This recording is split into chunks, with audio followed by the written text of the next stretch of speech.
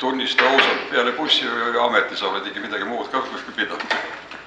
Õppinud ei ole, aga pilli olen mänginud praegu. Mis Jumala poolt antud anne sul siis või? Jah, 55 aastat olen pilli mänginud. Kadestan. Bussijuht olen ainult 40 aastat olnud.